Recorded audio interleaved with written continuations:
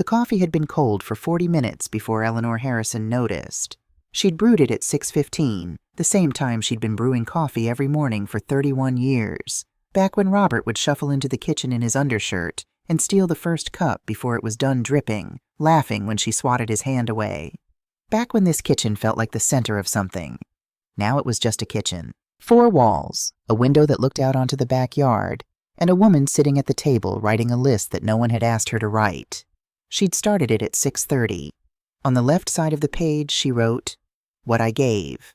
On the right side, "What I received in return." The left column ran to the bottom of the page. She'd had to turn the page over and continue on the back.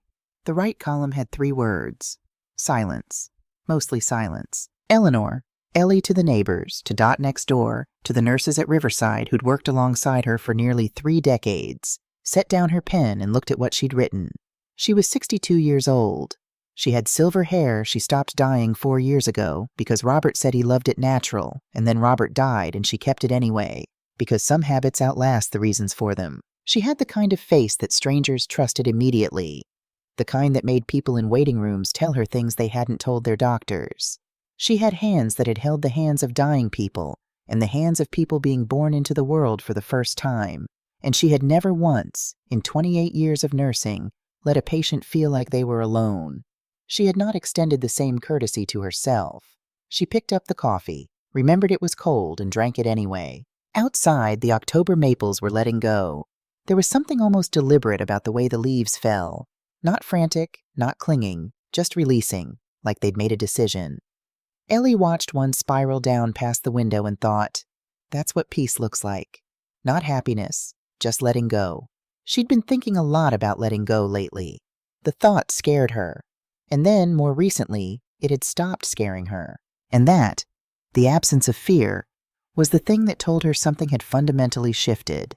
To understand the list, you had to understand the woman who wrote it. Eleanor Harrison had not lived a dramatic life. She had lived a quiet one, which is sometimes more exhausting.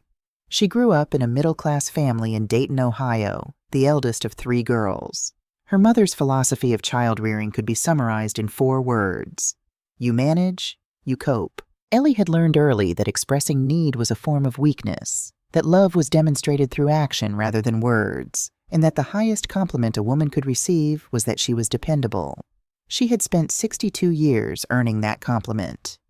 She met Robert Harrison at a 4th of July party in 1984.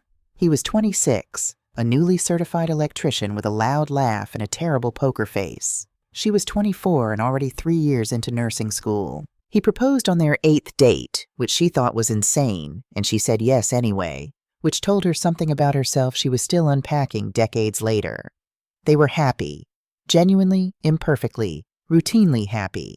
The way most real marriages are. Not the romantic comedy version, but the version where you argue about the thermostat and eat cereal for dinner sometimes, and wake up one morning 20 years in and think, I still like this person. That counts for something. Cassandra, Cassie, was born in 1985. Michael followed in 1988. Ellie went back to work 6 weeks after each birth. Not because she had to, not right away, but because she was good at her job in a way that felt clean and uncomplicated. And because the hospital was the one place in her life where she knew exactly what was expected of her and could deliver it. She worked nights so she could be home during the day with the kids. She slept in 3-hour chunks. She made Halloween costumes from scratch and attended every school play and learned to braid Cassie's hair in the parking lot of dance class. She did not consider this extraordinary. She considered it Tuesday. That was the first mistake, teaching her children that she had no limits by never showing them any. 2008. The financial crisis hit, and Robert lost his contract with a mid-size construction firm. They were fine, not desperate, but careful. It was exactly the wrong time for Cassie, then 18, to announce she'd been accepted to an expensive private university in Boston. The annual tuition was $52,000. Robert and Ellie sat at this same kitchen table and did the math. They took out a Parent Plus loan they wouldn't finish paying off until Cassie was 30. They said yes because they couldn't figure out how to say no, and because they'd never practiced saying no, and because saying yes to their children had become so deeply encoded in them that refusal felt not just difficult, but morally wrong. Cassie graduated with honors, got a good job in New York, met David Whitfield at a company event in 2013, and by the time Ellie was hearing the name Patricia Whitfield for the first time, over the phone, Cassie's voice lit up in a way it hadn't been lately when she called home. Something had already begun to tilt. 2015. The wedding. Ellie contributed $18,000. 2 full years of savings. She was proud of it. She'd worked overtime for 18 months to put that money aside. Patricia Whitfield contributed $200,000. She flew in a florist from Charleston. She rented a venue in Hudson Valley with a view of the river, a valet parking service, and a string quartet who played during cocktail hour. $18,000 versus $200,000. Ellie stood in the receiving line in a blue dress she'd bought on sale at Macy's and smiled until her face ached, and she told herself it didn't matter, that love wasn't about money, that what she'd given came from a different place than what Patricia had given and therefore carried different weight. She believed that for a while. She was good at believing things that made the math more bearable. 2017. Michael, then 29, opened a bar with 2 friends from college. It was called the Midfield, a name that Ellie thought sounded more like a metaphor than a business, though she kept that to herself. The Midfield lasted 14 months. When Michael called to say he was in debt, serious debt, the kind that came with men who made phone calls at strange hours, Ellie didn't ask questions. She and Robert emptied their retirement account. $40,000, gone in one afternoon wire transfer, and they told themselves they'd rebuild it. They had time, and Robert said, "We'll be fine, Elle," in the tone he used when he wasn't sure they would be. They were fine. Mostly. Robert started having chest pains in 2018, which he mentioned to Ellie once and then didn't mention again, because he was 60 years old and stubborn and afraid, and because telling Ellie would mean making it real. In March of 2019, he had a massive myocardial infarction while pruning the oak tree in the backyard. The paramedics were there in 8 minutes. It wasn't enough. He was 61 years old. He had 32 years of marriage, 2 children, 4 grandchildren he hadn't met yet, and a retirement account with $40,000 missing from it. He died owing nobody anything except the truth, which he'd been meaning to tell and never got around to. 18 months before the October morning with the cold coffee, Cassie had called on a Tuesday evening and said, "Mom, David and I are going through some stuff right now. I just need a little space to think. Would it be okay if Lily and I stayed with you for a bit?" "Of course," Ellie said, because that was what she said. Of course. Always. Whatever you need. Cassie and 6-year-old Lily moved in the following Friday. For 6 months, Ellie converted the guest room into a child's bedroom, with the star-shaped nightlight Lily preferred and the specific brand of apple juice she'd drink and no other. She cooked 3 meals a day. She drove Lily to first grade every morning and picked her up every afternoon. She did 3 loads of laundry a week, hers and Cassie's and Lily's combined. She paid the electric bill, which went up $40 a month, and the water bill, and the grocery bill, which nearly doubled. She asked Cassie once, gently, carefully, the way you ask something when you already know the answer might be unpleasant, if they could talk about sharing some of the household expenses. Cassie looked at her with the particular expression she reserved for when she found Ellie exhausting and said, "Mom, I'm going through a really hard time right now. I'd hope you of all people would understand that." Ellie understood. She nodded. She made dinner. When Cassie reconciled with David and moved back to their house in Connecticut 4 months later, she left on a Sunday. She loaded Lily into the car, put her suitcases in the trunk, and hugged Ellie briefly at the door. "Thanks, Mom," she said. "It was really helpful. Helpful, like a favor, like a hotel with good reviews." She drove away without looking back, and Ellie stood in the doorway of her own house and watched the car until it turned the corner and disappeared. Then she went inside and did the dishes that were still in the sink from breakfast. The following Saturday, Dorothy Caldwell appeared at the fence between their 2 backyards the way she always did, unannounced, coffee in hand, wearing the ancient Ohio State sweatshirt she'd owned since 1991 and refused to throw out on principle. "How you holding up, hun?" Dot asked. "Fine," Ellie said, not looking up from the rosebush she was pruning. "You always say fine." "I'm usually fine." Dot leaned her forearms on the fence and looked at Ellie with the unsentimental gaze of a woman who had known her for 25 years and had stopped accepting her performances at face value sometime around 2015. "Ellie, when's the last time Cassie called you just to ask how you were doing? No by the way attached. No, while I have you. Just, hey, Mom, how are you? Ellie opened her mouth, closed it, pruned a branch that didn't need pruning. That's what I thought, Dot said. Honey, I love you like a sister, but you have been living like an ATM that also cooks, and your kids know your PIN. Ellie looked up then. I know that's harsh, Dot said. But you know me. I'd rather you be mad at me than keep watching you disappear. Ellie carried that conversation into the following Tuesday, which was her appointment with Dr. Linda Forsythe. She hadn't told her children about the therapy, not because she was ashamed.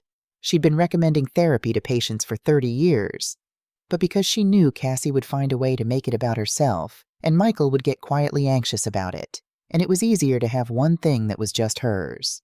Dr. Forsythe was 60, precise, and had never once told Ellie what to do. She asked questions instead. Tell me about what Dot said, she prompted. Ellie recounted it. Then she said, I know she's right. I think I've known for a long time. If a patient came to you and described this dynamic, the financial contributions, the emotional labor, the one-sided availability, what would you call it? Ellie was quiet for a moment. Emotional neglect, she said finally, with indicators of financial exploitation. So why, Doctor? Forsythe asked, the way she always asked things, with that mild, unrushable calm. Do you apply different standards to yourself than you would to a patient?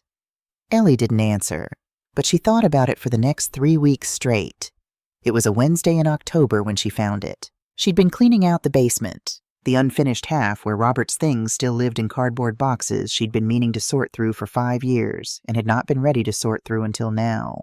There were tools, old tax files, Christmas decorations and deteriorating cardboard, a box of vinyl records he'd never let her donate, and in the back corner, a water-damaged box labeled MISCFINANCIAL-RH. She almost didn't open it. She opened it. Most of what was inside was what she expected.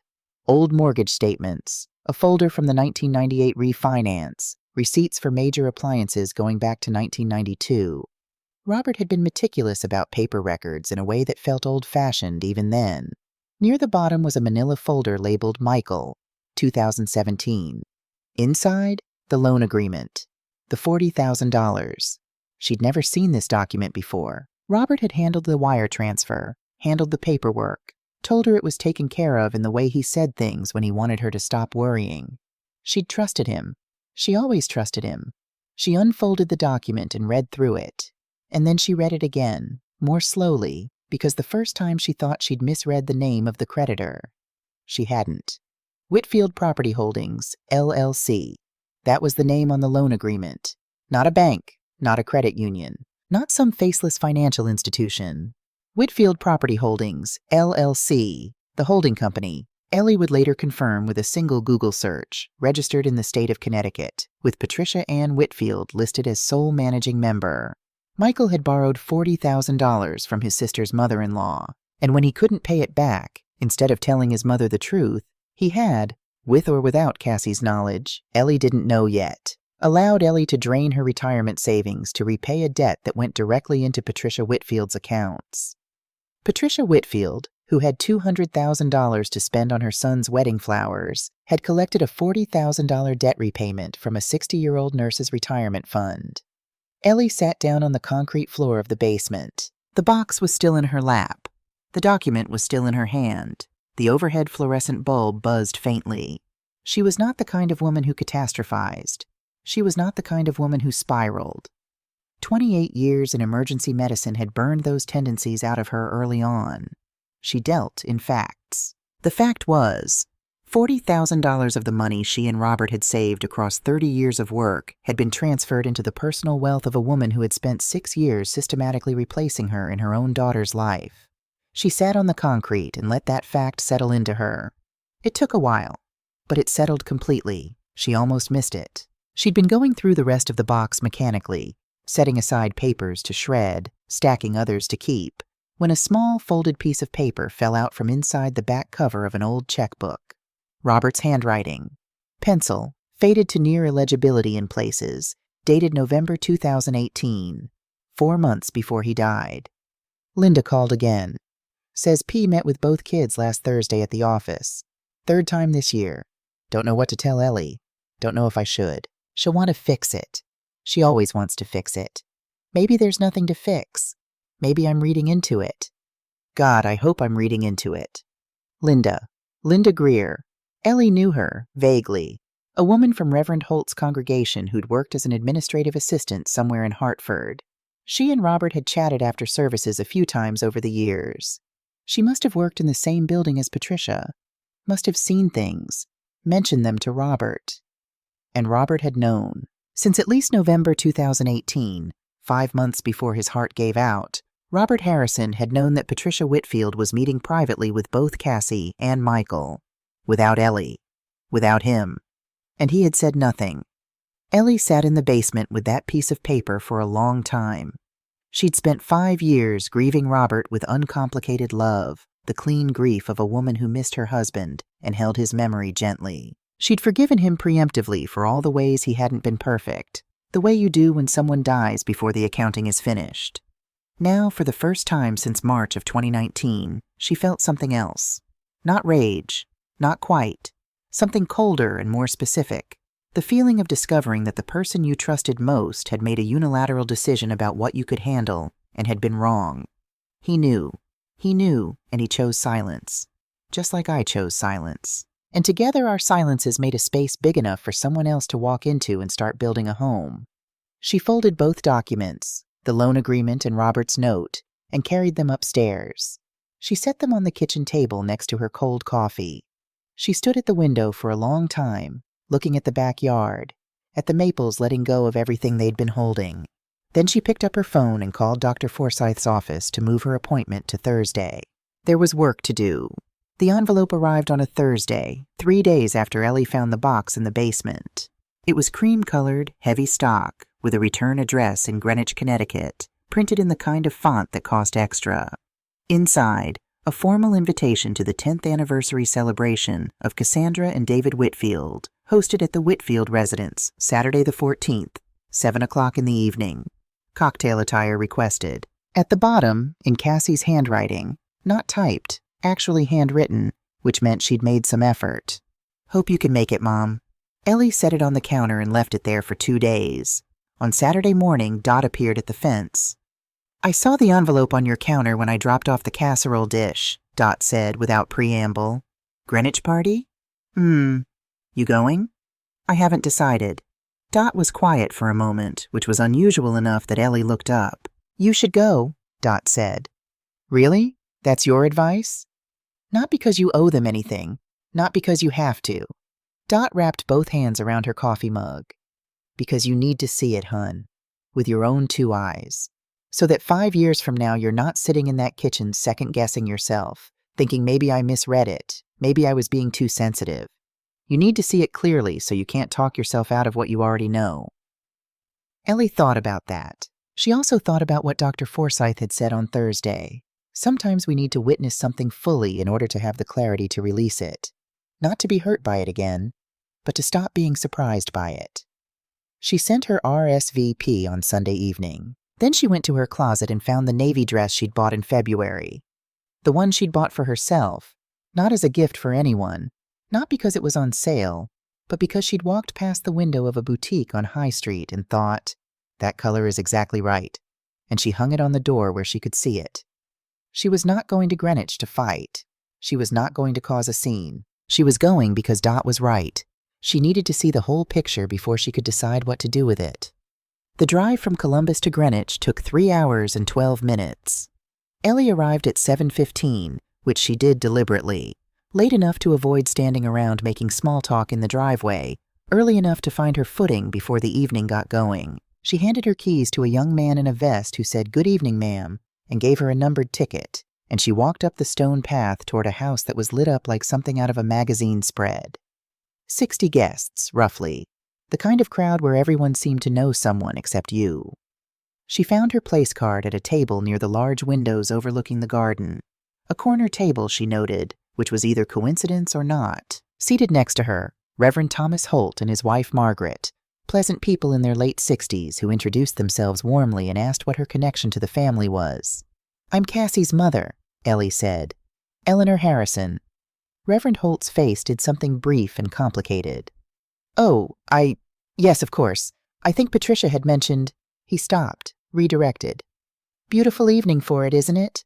Patricia had mentioned. Ellie filed that away. For the next 2 hours, she watched. She was good at watching. 30 years in emergency medicine taught you to read a room before you stepped into it, to identify the dynamics and the power structures, and who was managing what for whom. It was a survival skill she'd never unlearned. What she saw, Patricia Whitfield working the room like it was a board meeting she'd already won, moving from cluster to cluster, touching arms, laughing at precise moments, steering conversations with the practiced ease of someone who understood that influence, exercised correctly, looks indistinguishable from warmth. David, mild, pleasant, fundamentally decorative, following his mother's conversational lead the way a boat follows a current. Cassie glowing. Not the way you glow at your own party, from the center of things. The way you glow when you're standing close to a source of heat that you've mistaken for your own warmth. Michael and Sarah at a table across the room. Michael looked up once, caught Ellie's eye, and looked away first. Sarah looked up twice. The second time, she gave Ellie a small, careful smile, and Ellie returned it. Cassie found her once in the hallway near the garden doors during the cocktail hour. Their conversation lasted 45 seconds. Mom, I'm glad you could make it.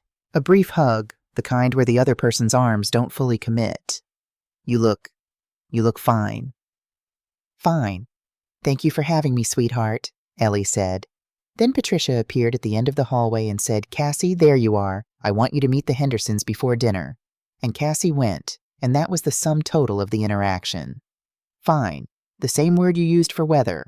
For a meal that didn't disappoint but didn't impress. Ellie tucked it away alongside everything else she was collecting. Dinner was served at 8:30. The food was excellent. She'd give Patricia that.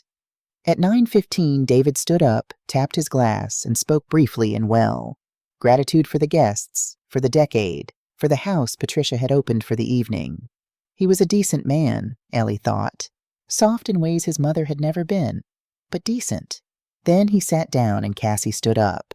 She had notes. A small card held in both hands. That detail registered immediately with Ellie. This wasn't spontaneous, wasn't off the cuff. Cassie had written this down, revised it probably, decided these were exactly the words she wanted to say in front of 60 people.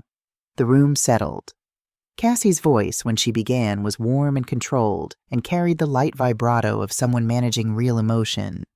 10 years ago, she said, I married the best person I know, and I want to talk tonight, if you'll let me, not just about us, but about what it took for me to be ready to be loved well. A soft murmur of appreciation moved through the room. I grew up believing that love meant sacrifice without acknowledgement. A brief pause. That to be a good daughter, you had to need nothing, ask for nothing. That love was measured in what you could absorb without breaking. Ellie's hands were still in her lap. She was aware of Reverend Holt to her left, and the sound of the garden through the cracked window, and the weight of her own breathing. She's talking about me, she understood. But she's not framing me as someone who was wronged. She's framing me as someone who caused damage. And then, Cassie continued, her voice softening, I met a woman who showed me something different. A woman whose love didn't come with a ledger. Who gave without keeping score. Who taught me, by example, that you can be generous and present and unconditional. That a mother could actually be a safe place to land. She turned. The whole room turned with her, the way crowds do, like a tide following the moon. She looked directly at Patricia Whitfield. Patricia, her voice cracked, genuinely, authentically cracked. You are the mother I wish had raised me. The room erupted. Actual applause, actual tears on actual faces. Margaret Holt pressed a hand to her chest. 2 women at the next table reached for each other's arms. The chandelier threw its light across everything. Eleanor Harrison sat very still. She did not applaud. She didn't trust her hands to move correctly. She was aware that she should be feeling something large and consuming. Grief, rage, humiliation. She waited for it. It didn't come.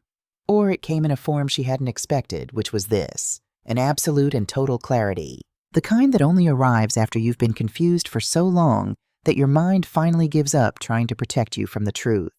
30 years. night shifts, the retirement account, 6 months of groceries and school pickups and laundry, $18,000 for a wedding where she'd stood in a Macy's sale dress and smiled until her face hurt. And her daughter had just stood in front of 60 people and told a woman who had never once lost a night's sleep over her that she was the mother she wished she'd had. She felt Reverend Holt's hand settle gently over hers on the table. "Mrs. Harrison?" His voice was low, concerned. She looked at him. She could feel her own face. Calm, very calm, the way a lake goes flat before a storm moves through. She smiled at him, and whatever he saw in that smile made something shift behind his eyes. "I'm fine, Reverend," she said quietly. "I think I just finally understand something." She folded her napkin, set it on the table, picked up her clutch, excused herself with a small nod, retrieved her coat from the attendant at the entrance, and walked out of the Whitfield residence into the October night. No one called after her. She sat in her car for 4 minutes, hands on the steering wheel, not starting the engine. Then she started the engine. She drove 3 hours and 12 minutes back to Columbus without crying, not because she was holding it together, but because some things bypass tears entirely. They go straight into the bone, into the part of you that makes decisions. By the time she pulled into her driveway at 12:47 in the morning, Eleanor Harrison had made one. 2 days later, on Monday evening, her phone buzzed with a text from a number she didn't recognize. She almost didn't open it. Inside, 1 sentence and an audio file. "I've been carrying this for 2 years. I can't do it anymore. I'm so sorry, Mrs. Harrison." Sarah Ellie sat down at the kitchen table. She looked at the audio file for a long moment. Then she pressed play. Background noise first. Voices, music, the particular acoustics of a large living room at Christmas. Someone laughing too loudly near the microphone. The clink of glasses. Then Cassie's voice, clear and close. "And she just rearranged my entire kitchen without asking. Like, every single cabinet. I couldn't find anything for a week." Laughter. "That's so her, though, right?" An unfamiliar woman's voice. "Oh, completely. Everything has to be her way. And then if you push back even a little bit, suddenly she's the victim. The martyrdom is absolutely off the charts." More laughter. Then Patricia. "Sweetheart, you've done the work. You've broken the pattern. That's what matters." Cassie, quieter now, more confessional. I spent my whole childhood being her emotional support animal, you know? Like that was my job. Make Mom feel needed. Make Mom feel like she was doing enough. It's exhausting just thinking about it." Sympathetic murmurs from around the room. "Well, you don't have to do that anymore," Patricia said. "That's not your job." "God, I know. It took me so long to see it clearly." Ellie stopped the recording at the 4-minute mark. She set the phone down on the table. Then she pushed it away slightly, the way you push away a plate when you've had enough. She sat in her kitchen with the silence of the house around her, the refrigerator's hum, the October wind against the windows, and she thought about the word clearly, how Cassie had used it.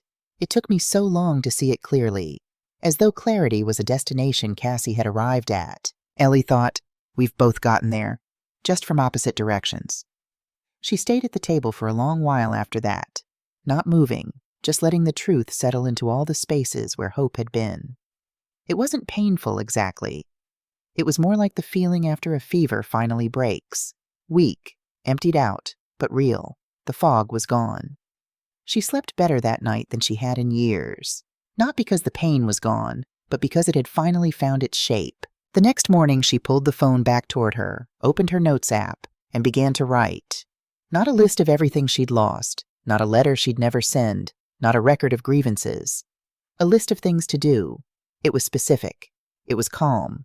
It was the most deliberate thing she had written in 30 years. She finished it, set the phone down, and looked out at the backyard in the early Tuesday light. Okay, she thought. Okay then. She bought the gift boxes on a Tuesday morning at a stationery store on Broad Street, the kind of store that smelled like cedar and expensive paper, where everything was wrapped in tissue and tied with ribbon and presented as though the packaging itself was the message. Which in this case, it was. 4 boxes, cream-colored, satin ribbon, the kind you'd use for a birthday, a retirement, a thank you. The kind that said, I put thought into this. I wanted this to feel like something, She brought them home and spent 2 evenings assembling their contents with the same focused precision she'd once used to prepare medication trays on the night shift. Everything measured, everything intentional, nothing included by accident. Box 1. For Cassie, bank statements, printed and organized chronologically, spanning 1994 to 2023. Every tuition payment highlighted in yellow, every wedding contribution, every grocery run during the 6-month stay, estimated conservatively from her own records. A single typed page at the front summarizing the total, $89,400.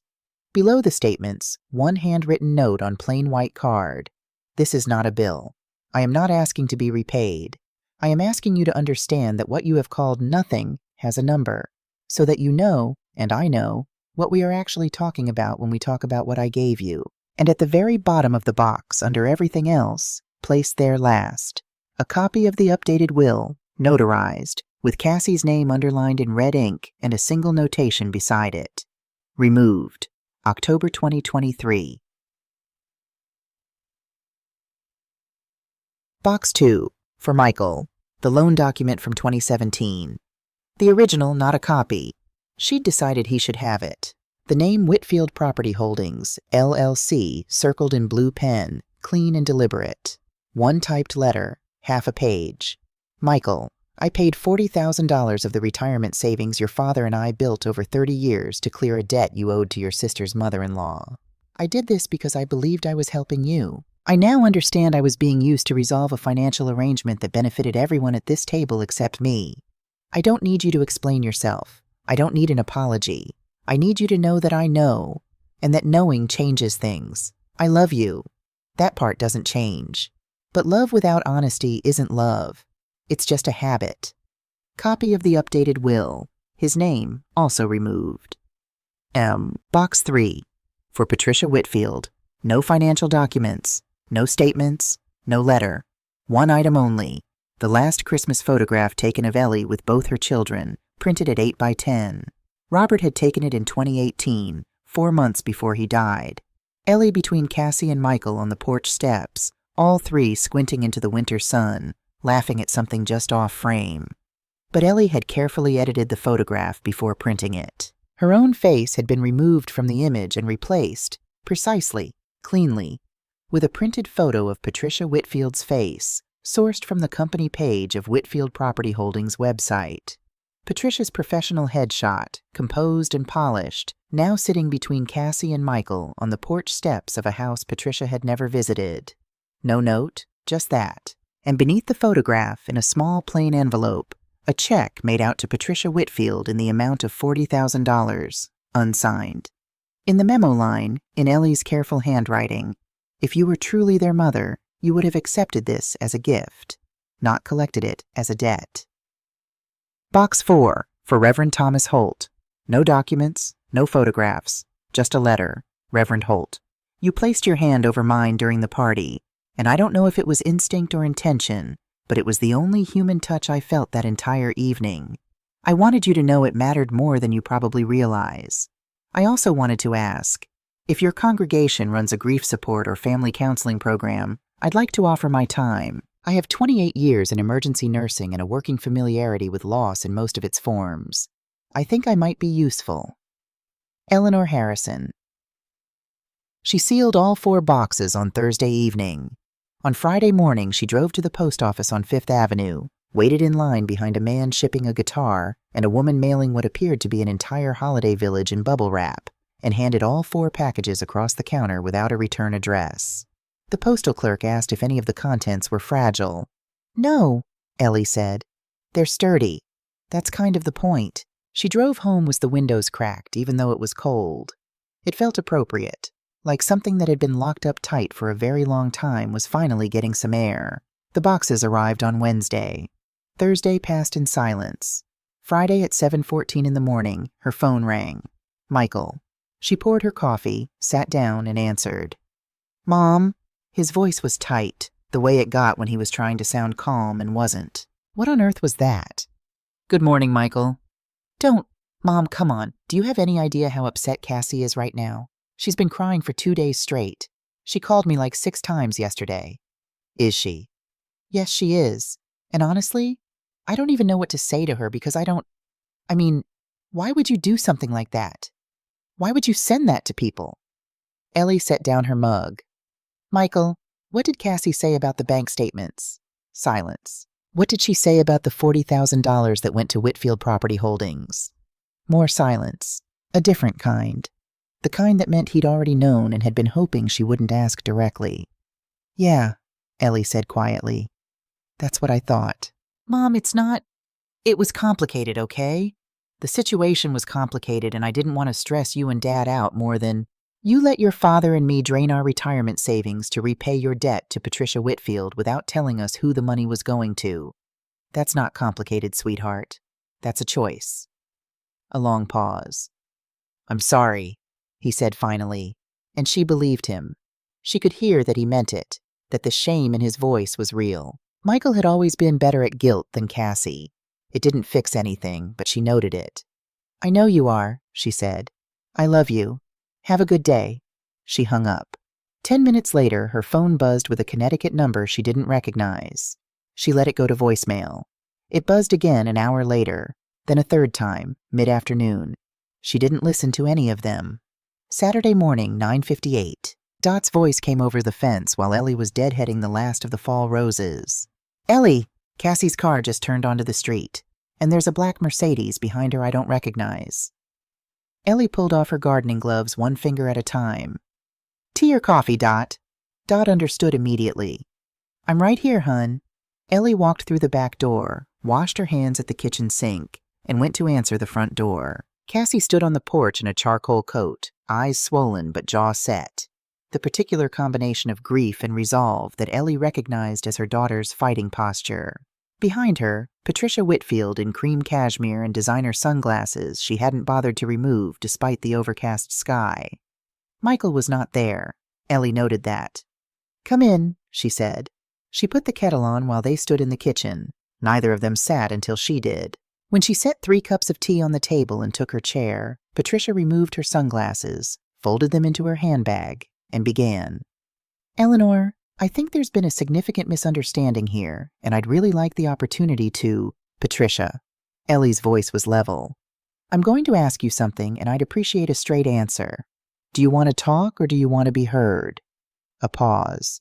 I beg your pardon? Because those are different things, and I only have energy for one of them this morning. Patricia blinked. She was not, Ellie suspected, a woman who got interrupted often.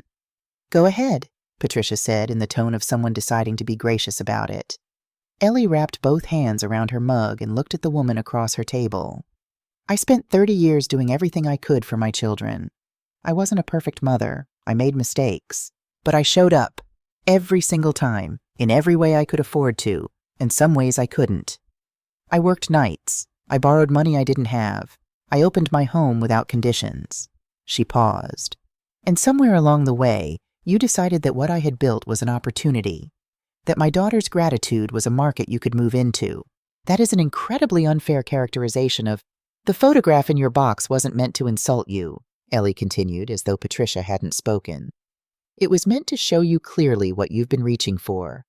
If you want to be their mother, if that is genuinely what you've built with them, then that position comes with everything.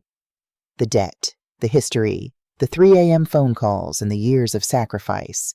You can't have the title without the ledger. She looked at Patricia steadily. So I gave you the ledger. Cassie made a sound, not quite a word, somewhere between her name and a protest. Ellie turned to her daughter. Her voice changed, softer, but not weaker. The way a doctor's voice changes when they move from diagnosis to prognosis. Cassie, I heard your speech. I understood what you were saying. And I want you to know that I'm not angry at you for how you feel. You're allowed to feel whatever you feel about how you were raised. But I need you to understand something. Cassie's eyes were filling. I am not a backup plan. I am not the spare tire you keep in the trunk for emergencies and ignore the rest of the time. You don't get to call Patricia your real mother in front of 60 people on a Saturday night and then show up at my door the following Saturday when things get complicated.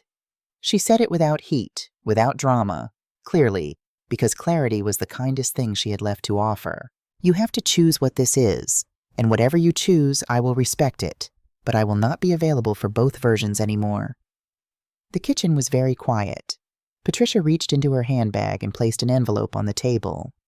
"Eleanor," Patricia said, her voice recalibrated to something almost gentle, "I think we've all said things today that are difficult to walk back. And I know that this situation has caused you real pain, and I don't want that." She pushed the envelope an inch closer. "I'd like to offer you something, a gesture of goodwill, to allow us all to move forward cleanly." Ellie looked at the envelope without touching it. "How much?" she asked. Patricia named a figure. It was substantial, enough to be comfortable for years, enough to mean something. "In exchange for?"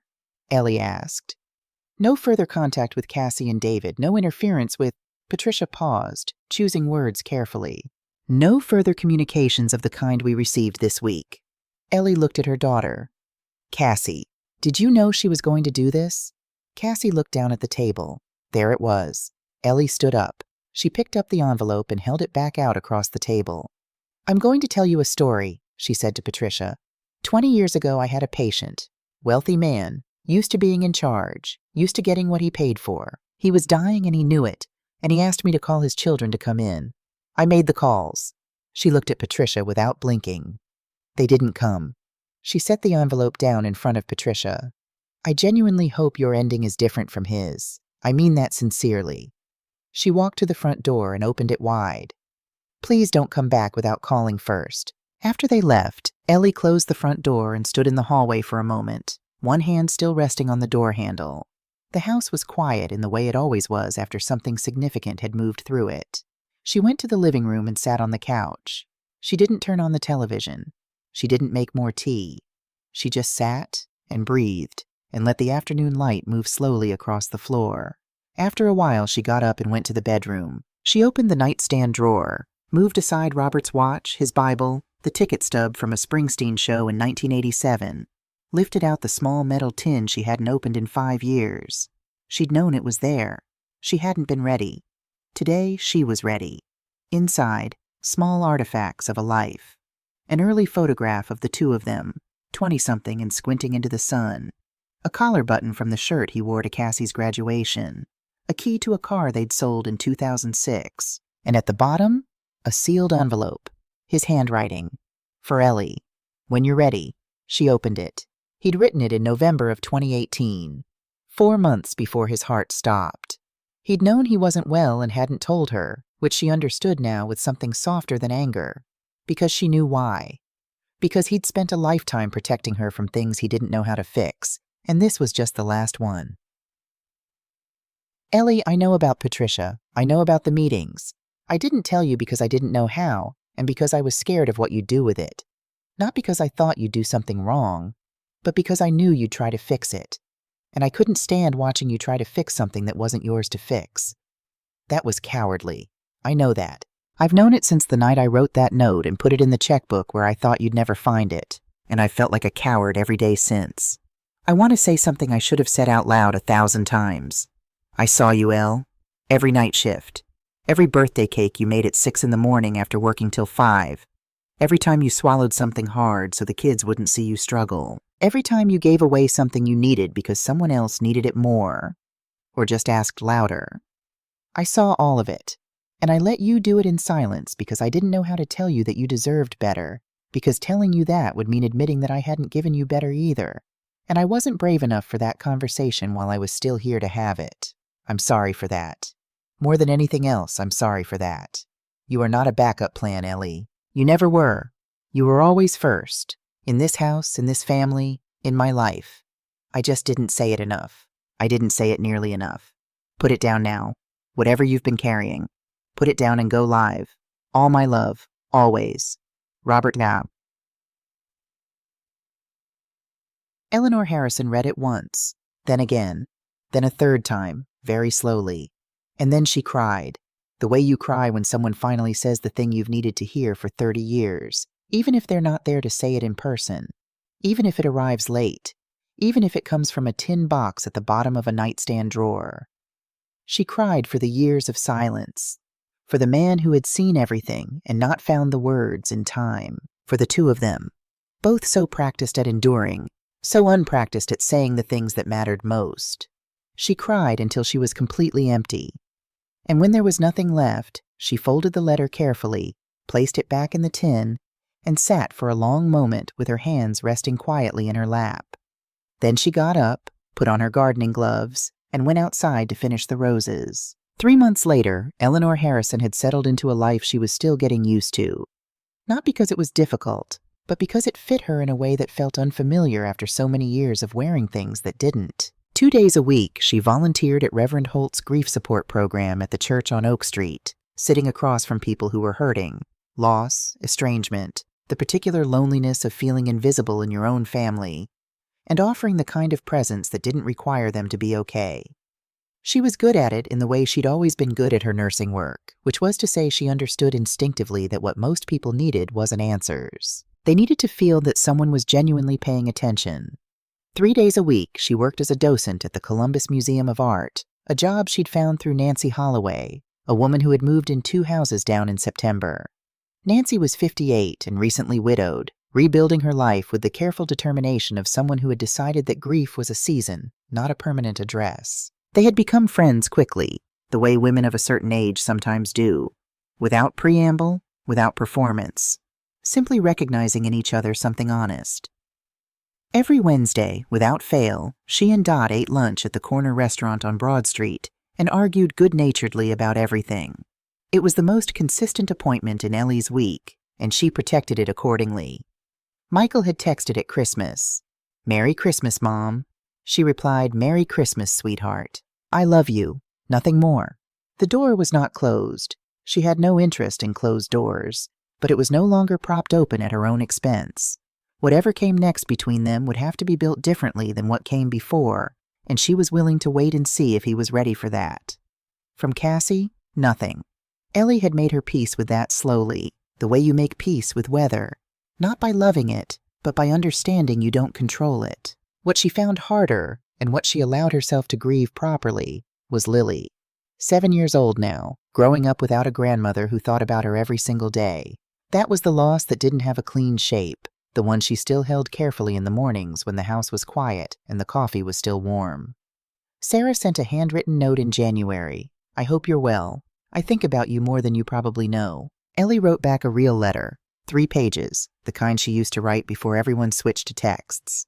She told Sarah about the museum job, about a widower in her Thursday group who reminded her a little of Robert in the best ways, about the rose bush that had finally come back strong after 2 difficult winters. She didn't mention Cassie. She didn't need to. One afternoon in early February, she was in the garden when her phone rang. Connecticut area code, number she didn't recognize. She looked at the screen. Let it ring twice, 3 times, 4. She set the phone face down in the grass and went back to her roses. Not out of bitterness, not because the possibility of reconciliation was permanently off the table, but because she had finally, after 62 years, learned the difference between being available and being accessible. And she was choosing, deliberately and without guilt, what she would be and to whom. The maple at the back of the yard was starting to show the first pale green of new growth, tentative against the February sky. The kind of green that only comes after a hard winter, after something has been stripped all the way down to its core and survived it anyway. Eleanor Harrison stood in her garden in the thin winter light and felt something she didn't have a precise word for. Not happiness exactly, not the easy, uncomplicated kind. Something realer and more durable than that. Something that had been there all along, underneath everything she'd been carrying, waiting patiently for her to set the weight down long enough to notice it. First, she thought, not a fallback. First, Robert had been right. It was past time.